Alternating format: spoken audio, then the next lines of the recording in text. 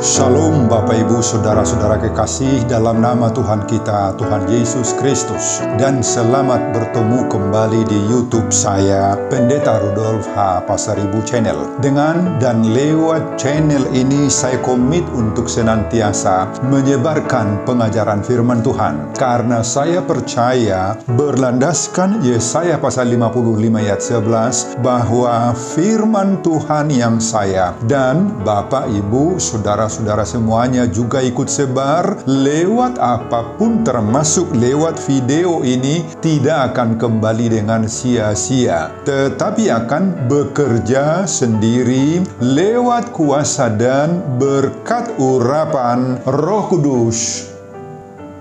Mari Bapak Ibu dan Saudara-saudara, saya ajak untuk membantu saya menyebarkan pengajaran firman Tuhan, khotbah di pertanggiangan Minggu ke-11 sesudah Trinitatis 15 Agustus 2021. Terambil dari kitab Keluaran pasal 4 ayat 18 sampai dengan ayat 23 dan bacaan dari Injil Yohanes pasal 8 ayat 30 sampai dengan ayat 36.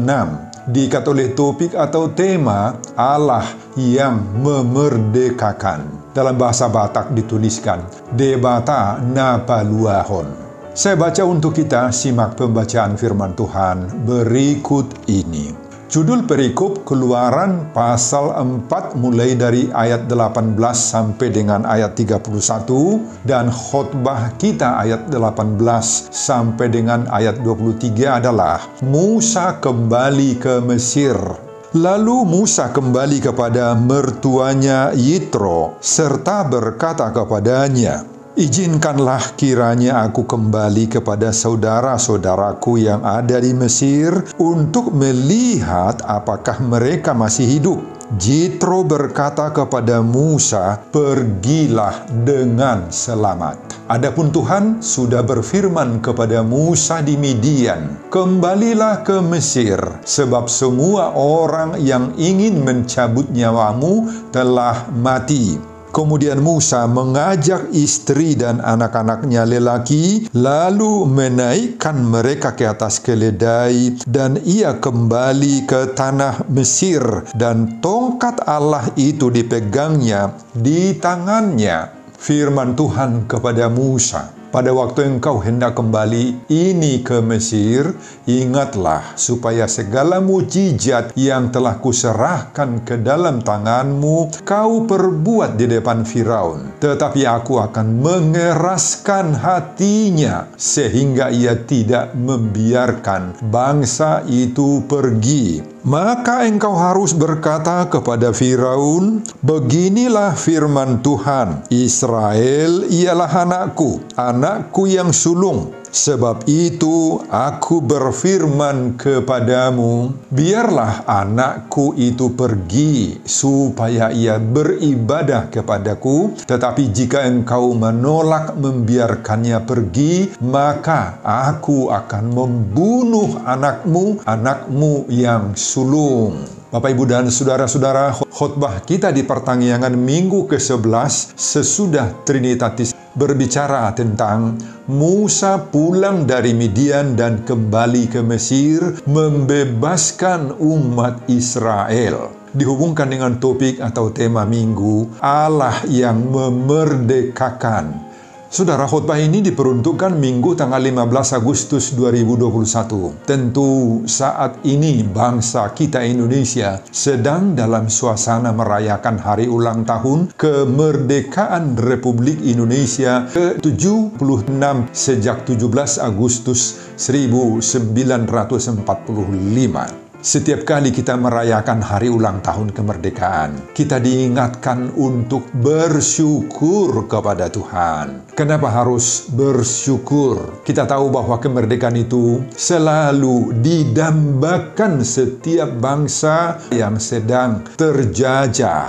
Saat itu penduduk bangsa kita tertindas. Selama 350 tahun, penduduk bangsa kita tertindas. Tidak ada kebebasan dalam segala hal. Banyak putra-putri dari bangsa kita yang gugur sebagai pahlawan.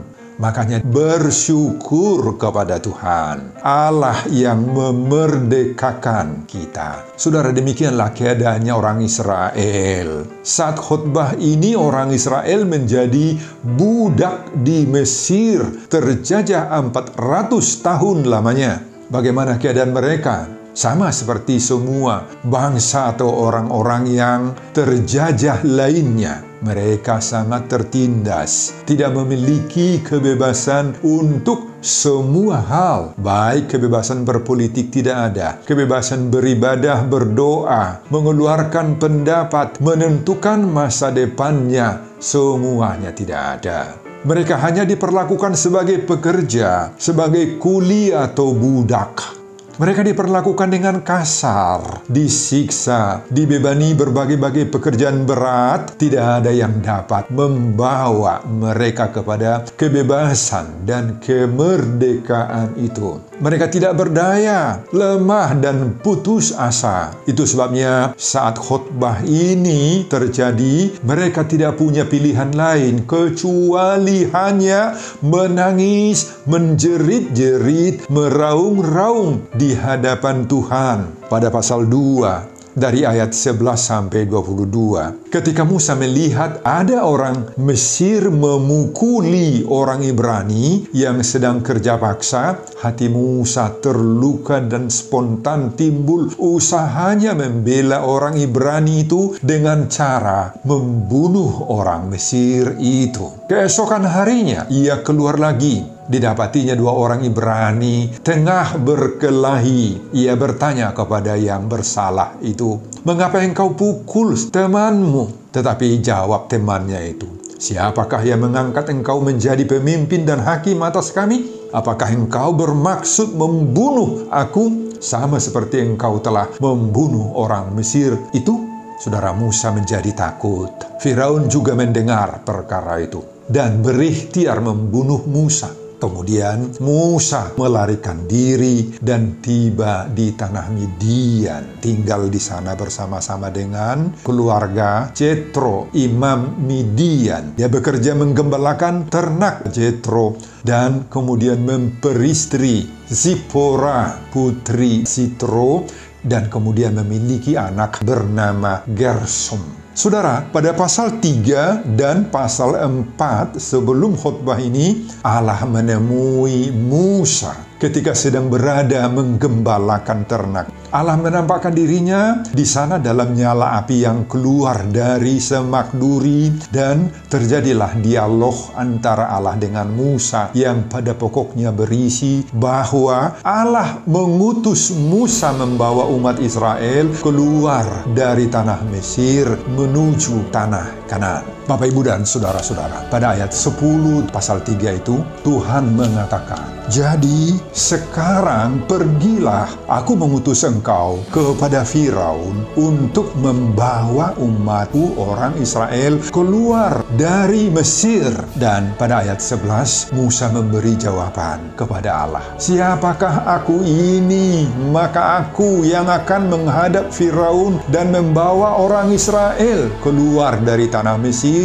Tetapi pada ayat 12 Tuhan mengatakan kepada Musa, "Bukankah aku akan menyertai engkau? Inilah tanda bagimu bahwa aku yang mengutus engkau. Apabila engkau telah membawa bangsa itu keluar dari Mesir, maka kamu akan beribadah kepada Allah di gunung ini." Saudara, dalam pembicaraan yang panjang itu, Musa selalu membuat berbagai-bagai alasan. Hingga pada pasal 4 ayat 13, Musa mengatakan, "Ah Tuhan, utuslah kiranya siapa saja yang patut kamu utus." Hingga Tuhan menjadi murka kepada Musa.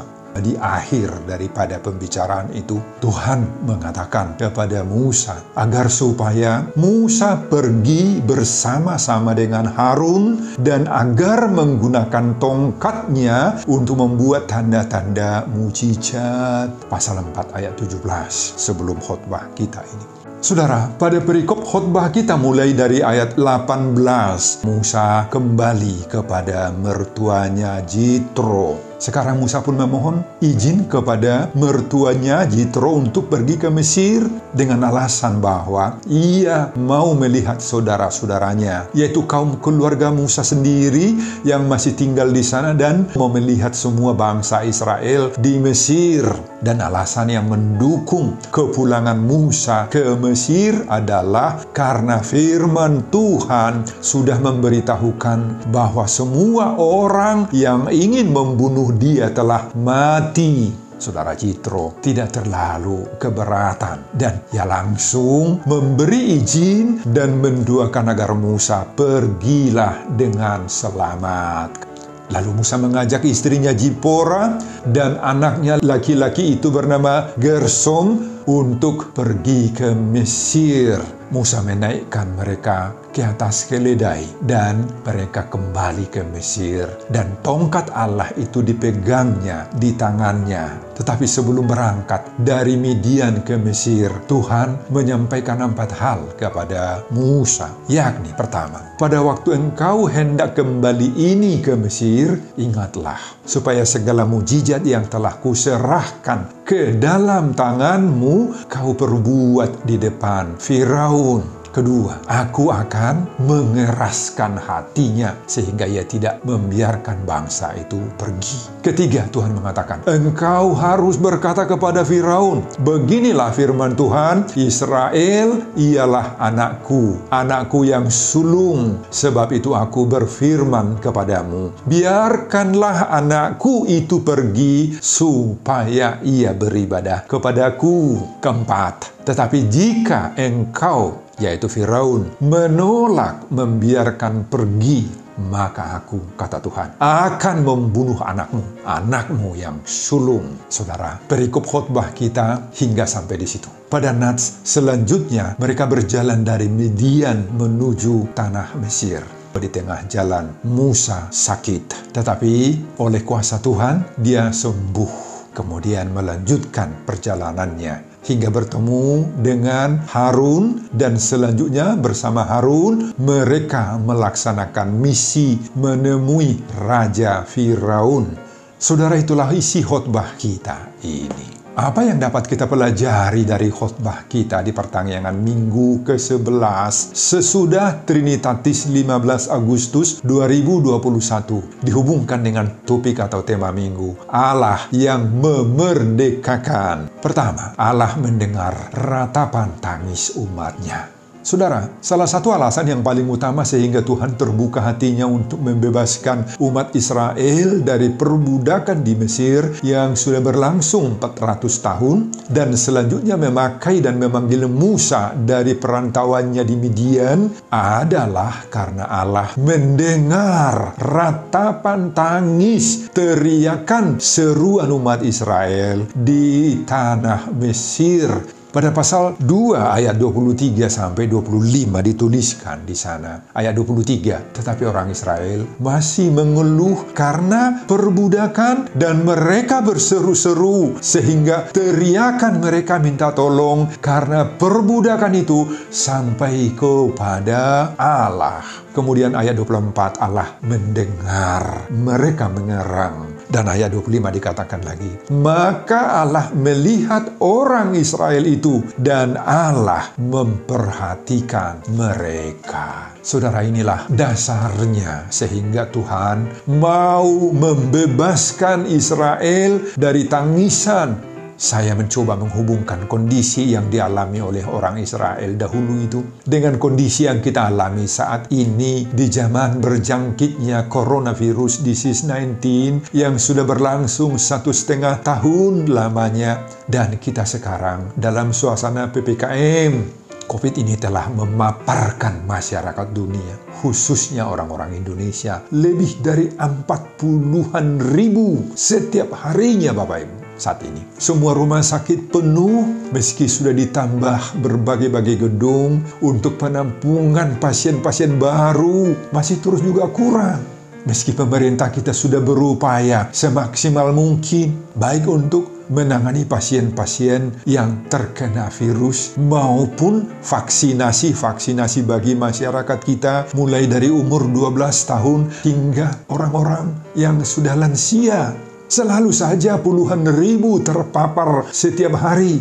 Anak-anak tidak bisa bersekolah bersama teman. Keluarga-keluarga tidak bisa berkumpul, tidak bisa berminggu di gereja. Betul-betul seperti orang Israel keadaan kita. Menangis terus Bapak Ibu, menangis. Air mata terus menggenangi pelupuk mata bangsa kita. Setiap hari kita mendengar berita meninggal. Baik televisi, di Facebook, di YouTube, atau di media-media sosial yang lain. Banyak yang bertanya, kok Tuhan membiarkan penyakit ini terus semakin mengganas ya? Sekarang varian Delta yang jauh lebih ganas untuk menulari kehidupan manusia. Bapak, Ibu, dan saudara-saudara, saya yakin kita sudah berdoa terus untuk malapetaka ini. Tetapi saya sungguh mau mendorong lagi kembali kita. Mari kita menangis, mengerang, berseru-seru dalam doa, berteriak kepada Tuhan seperti orang Israel ini, Bapak Ibu. Mari, semoga Tuhan mendengar genangan air mata kita, mengingat kita, serta menghalau jauh virus-virus corona ini, varian-varian manapun itu. Mari kita pakai waktu kita setiap hari. Mari menangis untuk minta campur tangan Tuhan agar kita dibebaskan dari coronavirus ini. Ini kemerdekaan yang kita butuhkan saat ini, saat sekarang ini Bapak Ibu. Yaitu kita perlu bebas dari COVID-19. Semoga Tuhan mendengar jeritan doa, tangisan, seruan kita itu Bapak Ibu. Itu yang pertama. Kedua, mari kita hargai panggilan Allah bagi kita masing-masing. Saudara, pada pasal 2 sampai dengan pasal 4 kitab Keluaran ini, Musa menunjukkan sikapnya yang amat berat memenuhi panggilan Tuhan yang mengutusnya menyampaikan firman untuk Raja Firaun. Itu terjadi karena berbagai-bagai alasan. Mulai dari alasan pasal 3 ayat 11 dituliskan, siapakah aku ini? Maka aku yang akan menghadap Firaun dan membawa orang Israel keluar dari Mesir. Nah, itu kata-kata Musa. Hingga pada pasal 4 ayat 13 tadi yang saya juga sudah kutip. Tuhan, utuslah kiranya siapa saja yang patut kau utus. Artinya itu apa? Tuhan, janganlah aku, yang lain saja. Itu artinya itu. Dan alasan yang paling utama sehingga Musa berdalih adalah bahwa hingga saat pemanggilannya itu, Musa masih terus dibayang-bayangi rasa takut yang amat berat. Karena menurut perasaan dia masih orang yang tergolong DPO oleh kerajaan Mesir. Apa itu DPO? Daftar pencarian orang. Karena dia di waktu lalu membunuh seorang orang Mesir. Dan ini yang menyebabkan dia lari ke Midian. Keadaan ini masih memukul dia setiap saat Bapak Ibu. Tetapi pada perikop ini Musa berbalik 180 derajat. Suatu keputusan yang tidak mudah sebenarnya bagi Musa menerimanya. Namun dengan jaminan Tuhan, Musa menerimanya dan Musa mau pulang. Pasal 4 ayat 19. Sekarang Musa, istrinya, dan anaknya sedang berjalan mengendarai keledai. Musa menghargai panggilan dan jaminan Tuhan buat dirinya itu. Saudara, ini pelajaran yang berharga bagi kita. Mari kita simak dalam diri kita. Apa kehendak dan panggilan Tuhan bagi kita? Hargai Bapak Ibu, apapun panggilan Tuhan kepada kita masing-masing. Panggilan Tuhan dalam diri kita itu bukan saja hanya untuk menjadi pendeta, menjadi penatua, menjadi sintua, bibelfro, diakones, dan jabatan-jabatan fungsionaris yang lain dalam gereja. Tetapi mungkin juga panggilan untuk menjadi seorang guru bagi kita. Untuk menjadi seorang dokter, perawat, pemain musik, seorang ilmuwan, seorang dosen, dan profesi-profesi lain. Saudara, semua itu adalah panggilan Tuhan bagi kita masing-masing. Hargailah itu. Junjung tinggilah itu. Jangan sia-siakan apapun panggilan Tuhan bagi Bapak Ibu dan saudara-saudara. Amin Bapak Ibu. Saudara, sebagai seorang Kristen, mari kita gunakan hidup kita ini bukan saja hanya untuk cari makan, cari uang, tetapi yang lebih daripada itu, jangan lakukan hal-hal yang bertentangan dengan panggilan Allah kepada kita. Melakukan korupsi misalnya, melawan pimpinan kita, memberontak kepada atasan kita. Jangan. Apabila kita diberi Tuhan mandat menjadi Musa masa kini yang berperan sebagai pemimpin di tengah-tengah masyarakat, di tengah-tengah gereja, di tengah-tengah pemerintahan dan lain-lain, semoga kita menjadi pemimpin yang taat, berkenan di hati Tuhan. Amin, Bapak Ibu. Jika pemimpin tidak taat, bagaimana mungkin dia mengarahkan umat yang dia pimpin itu untuk taat kepada Tuhan? Nggak mungkin. Milikilah hati yang taat kepada Tuhan, agar kita diberkati oleh Tuhan dalam setiap kepemimpinan kita. Pengajaran yang ketiga, mari saling menghargai. Saudara, pada ayat 18, Musa berkata kepada mertuanya, "Izinkanlah aku kembali kepada saudara-saudaraku yang ada di Mesir untuk melihat apakah mereka masih hidup." Dan ternyata Jitro dengan lembut pula mempersilahkan menantunya untuk pergi dengan mengatakan, "Pergilah dengan selamat." Kalau Musa pergi, sebenarnya hal ini sangat merugikan Jitro. Tetapi bagi Jitro, mana yang terbaiklah buat Musa. Dia ikhlaskan, makanya dia menjawab, "Pergilah dengan selamat." Saudara, kita lihat kedua orang ini, Musa dan Jitro, saling menghargai antara anak dengan mertua dan mertua dengan anak. Mereka saling menghormati satu dengan yang lain, Bapak Ibu. Kita lihat Musa begitu menghormati mertuanya. Musa yang dahulu datang ke Midian hanya sebagai pelarian karena berbuat kriminal di Mesir dan melarikan diri ke Midian. Dan sesampainya di Midian, Musa diambil menjadi menantu oleh Imam Jethro dan menikahi putrinya Zipora.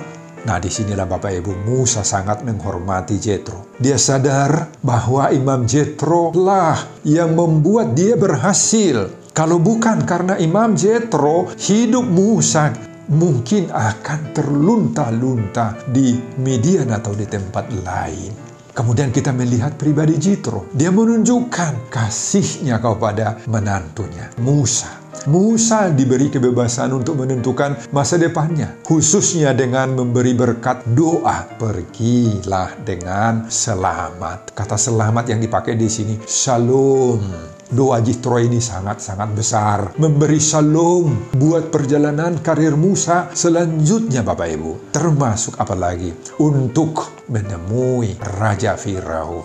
Jitro tidak menghambat karir dan masa depan Musa. Bapak Ibu dan saudara-saudara, budaya dan karakter seperti ini yang saling menghargai, saling menghormati antara anak dengan orang tua mertua, bahkan orang tua mertua dengan anak, sangat perlu kita apresiasi. Kita bahkan junjung tinggi ini, Bapak Ibu. Sering sekali hubungan kedua antara orang tua atau mertua dengan anak-anak mereka mengalami ketegangan oleh berbagai-bagai permasalahan dan menyebabkan keretakan dalam keluarga. Sering sekali terjadi seperti itu.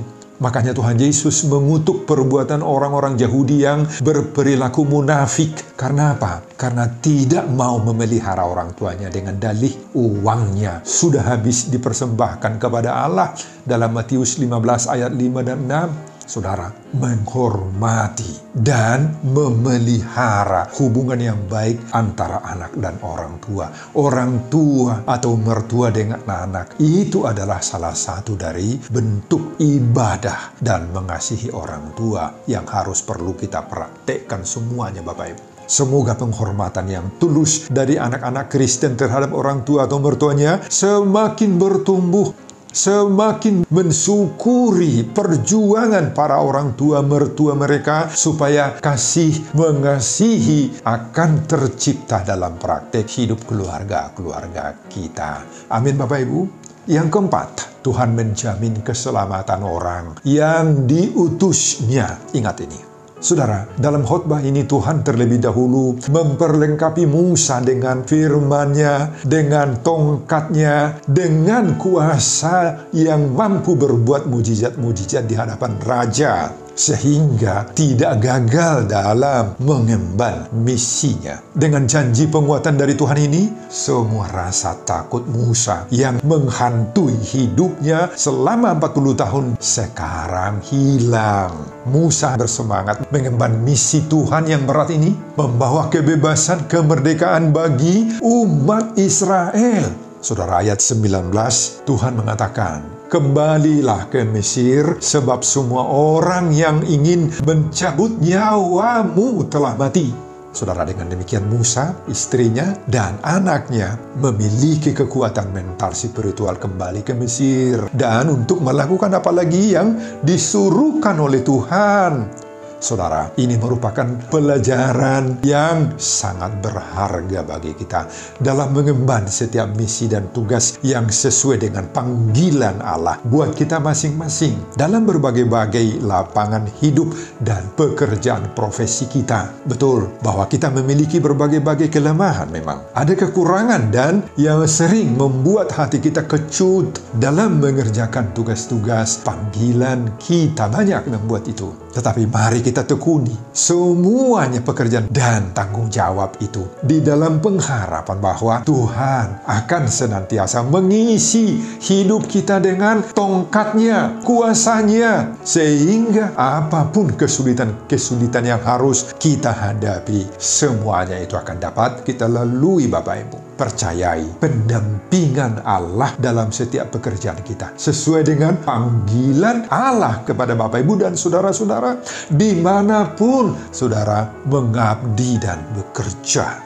Sampaikan semua keluhan kepada Tuhan. Sebagaimana Mazmur pasal 142 ayat 3 ayat 4. Aku mencurahkan keluhanku ke hadapannya, kesesakanku ku beritahukan ke hadapannya. Dengan demikian, apapun yang menghimpit kita selama ini sehingga membuat kita tidak nyaman, dibebani rasa takut, ingatlah topik minggu ini, Allah yang memerdekakan kita. Tuhan memberkati kita. Sebelum saya mengakhiri khotbah ini kembali, saya mengajak Bapak Ibu dan saudara-saudara membantu saya menyebarkan pengajaran firman Tuhan khotbah di pertanggihan minggu ke-11 sesudah Trinitatis 15 Agustus 2021 dari Keluaran pasal 4 ayat 18 sampai 23 ini, agar kita sungguh-sungguh mempercayai bahwa Allah yang memerdekakan debatan apa dua termotivasi lewat khotbah ini. Simak juga video-video khotbah saya yang lain agar Bapak, Ibu, dan saudara-saudara memiliki sentuhan dan pemahaman rohani yang semakin diperkaya. Buka di YouTube saya, Pendeta Rudolf H. Pasaribu Channel. Selamat mengikuti ibadah pertanggihan di rumah masing-masing. Tuhan Yesus memberkati kita. Salam Horas. Amin. Terima kasih untuk saya akan sebarkan firman ini ke tengah-tengah jemaat dan masyarakat. Berkati setiap jemaat yang mendengarkan firman Tuhan ini. Berkati hamba dengan persediaan khotbah berikutnya dan semuanya saya peruntukkan demi kemuliaan kebesaran Tuhan di dalam nama Yesus Kristus.